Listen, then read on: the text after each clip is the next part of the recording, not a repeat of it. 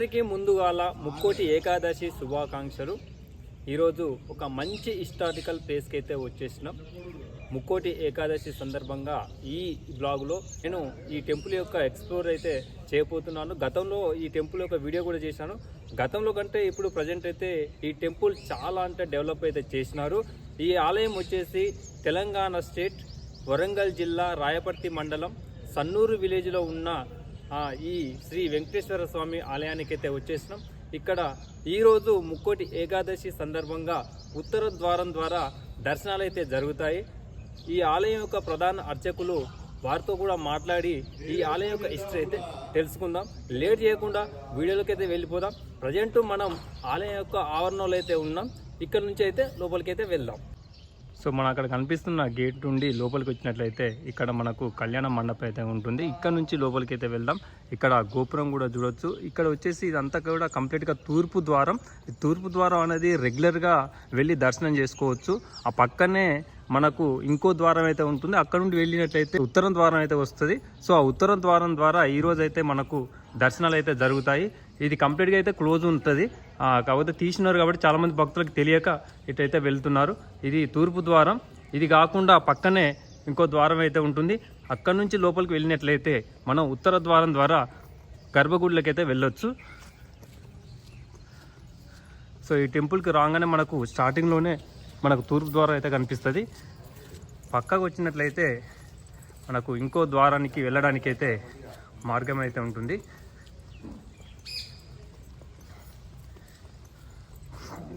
ఇక్కడ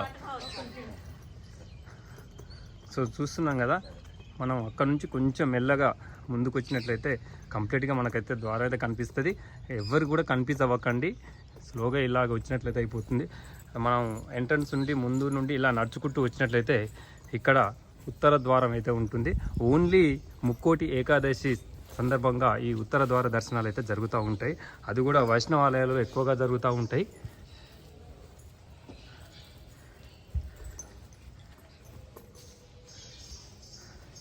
మనం లోపలికి ఎంట్రీ కాగానే ఇక్కడ అయ్యగారు కొంచెం బొట్టు కూడా పెట్టడం జరుగుతుంది. గోవిందా గోవిందా గోవిందా. సో అలాగే మన ఈ ఆలయాన్ని రెండో తిరుపతి కూడా పిలవడం జరుగుతూ ఉంటుంది. లోపలికి వెళ్ళినాక స్వామివారి యొక్క ఆలయం ఏ విధంగా ఉంది, స్వామివారు ఏ విధంగా ఉన్నారు, సో భక్తులు ఏ విధంగా వస్తున్నారు అనేది కూడా కంప్లీట్గా మనం అయితే చూద్దాం.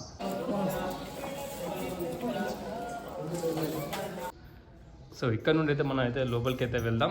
ఇప్పుడిప్పుడే భక్తులు అయితే రావడం జరుగుతూ ఉంది. సో చూస్తున్నాం కదా, అక్కడ నుండి అయితే మనం ఈ విధంగా అయితే రావడం జరిగింది.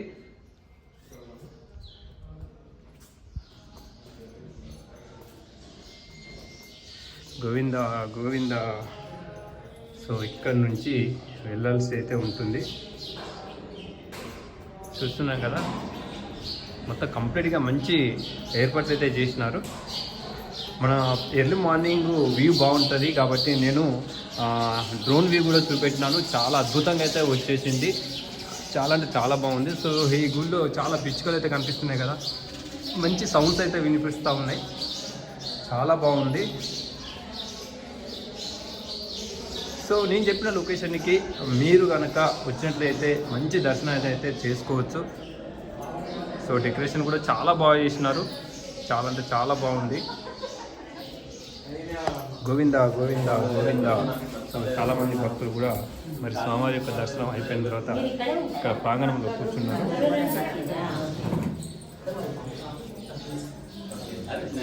సో ఇక అంతే, రెగ్యులర్గా అయితే ఈ ద్వారం ద్వారా మనం దర్శనాలు అయితే చేసుకోవడానికి అవకాశం ఉంటుంది. ఇది తూర్పు ద్వారం. ఈరోజు అయితే బంద్ ఉంటుంది. ఓన్లీ ఉత్తర ద్వారం ద్వారా మాత్రమే స్వామివారి యొక్క దర్శనం అయితే జరుగుతుంది.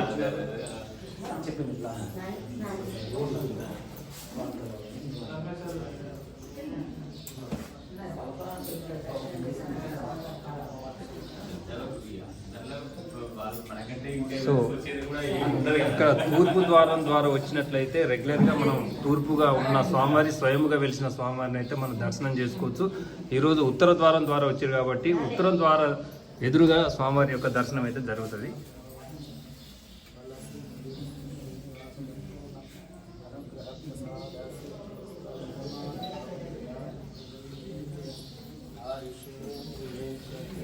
గోవింద గోవింద గోవింద.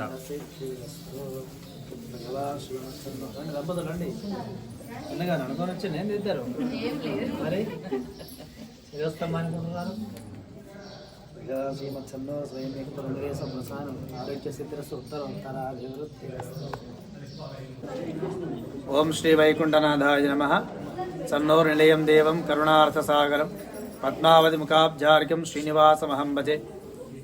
యూట్యూబ్ ఛానల్ ద్వారా వీక్షిస్తున్న ప్రేక్షకులందరికీ కూడా, భగవద్భక్తులందరికీ కూడా మా చన్నూరు స్వయం వ్యక్త శ్రీ వెంకటేశ్వర దివ్యానుగ్రహాన్ని వర్షింపజేస్తూ ఆచార్య కటాక్ష అందజేస్తూ ధనుమాస వ్రత మహోత్సవాల్లో వైభవంగా ఉన్నటువంటి ఈ రోజులో చక్రేటుండక్క ఈ వైకుంఠ ఏకాదశి పర్వదినాన్ని పురస్కరించుకొని ఈ యొక్క దివ్య ఆలయంలో స్వామివారు గరుడవాహనారుడై ఉత్తరముఖంగా భక్తులు దర్శనమిస్తున్నారు. మనందరికీ తెలుసు దక్షిణం యమస్థానం అని చెప్పేసి, ఎవరైతే ఉత్తరముఖంగా స్వామిని దర్శించుకుంటారో వారికి యమబాధలు ఉండవు అని చెప్పేసి, ఎటువంటి కష్టాలు ఉండవు అని చెప్పేసి ఆ స్వామివారు చెప్పడానికి, భూలోకంలో ఉండేటువంటి ప్రజలను ఉద్ధరింపజేయడానికి ఈనాడు స్వామి ఆ వైకుంఠాన్ని వీడి ఈ భూలోకానికి వచ్చారట ఒక విధంగా.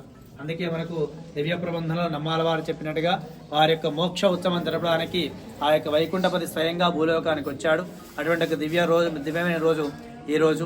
అంతేకాకుండా ఎన్ని పాపాలు చేసిన వారినైనా సరే క్షమించడానికి ఒక రోజు వస్తుంది, అది ఈ వైకుంఠ ఏకాదశి. అందుకే వలనే మనందరి యొక్క పాపాలు తీర్చడానికి, కష్టాలు తొలగింపజేయడానికి ఆ యొక్క పరమాత్మ ఎన్నో లీలలు చేశాడు, ఎన్నో అవతారాలు ఎత్తాడు.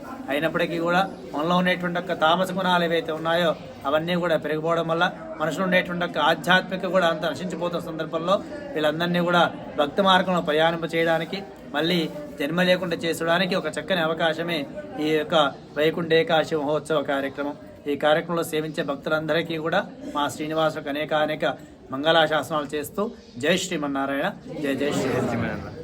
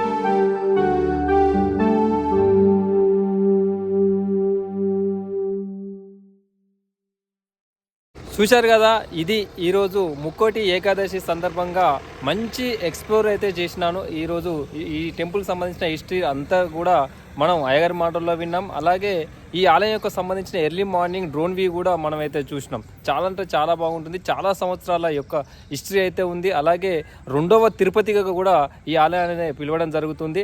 నేను చెప్పిన లొకేషన్కి వచ్చేసి ఈ ఆలయాన్ని అయితే దర్శనం చేసుకోండి, చాలా బాగుంటుంది. మరొక వీడియోతో మళ్ళీ కలుద్దాం. అందరికీ నమస్తే, జై శ్రీరామ్.